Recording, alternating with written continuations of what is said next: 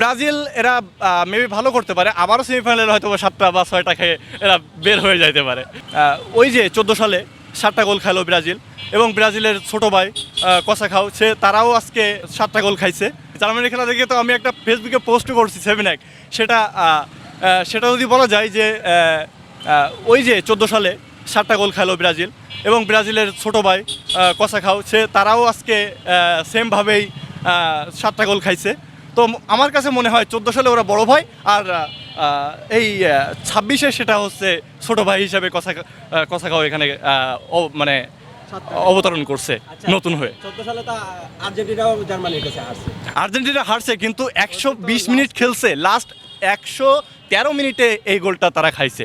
অবশ্য এই গোলটা মানে আমার মনে হয় এটা খুব মানে ব্যাড লাগছিল এক কথায়। জার্মানির এই টিমটা যেহেতু একটা নর্মাল দলের সাথে খেলছে, তো আই থিঙ্ক এরা বেশি দূর যাইতে পারবে না, সর্বোচ্চ গেলে হয়তো বা কোয়ার্টার ফাইনাল পর্যন্ত। এরপরে আর এদেরকে দেখতে পাবো না আমরা।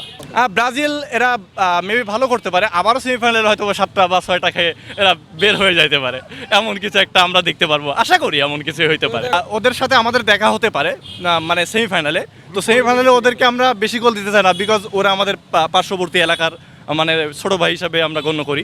তো সেই হিসাবে ওদের সাথে যদি আমাদের দেখা হয়, মানে সেমিফাইনালে আমার দেখা হয়, তাহলে ওদের 1টা বা 2টা গোল দিব, আর ওদের 0 হিসাবে রেখে দেবো, 0/2 বা 3 এমন গোল হিসাবে রেখে দেবো, যেহেতু ওরা 4-5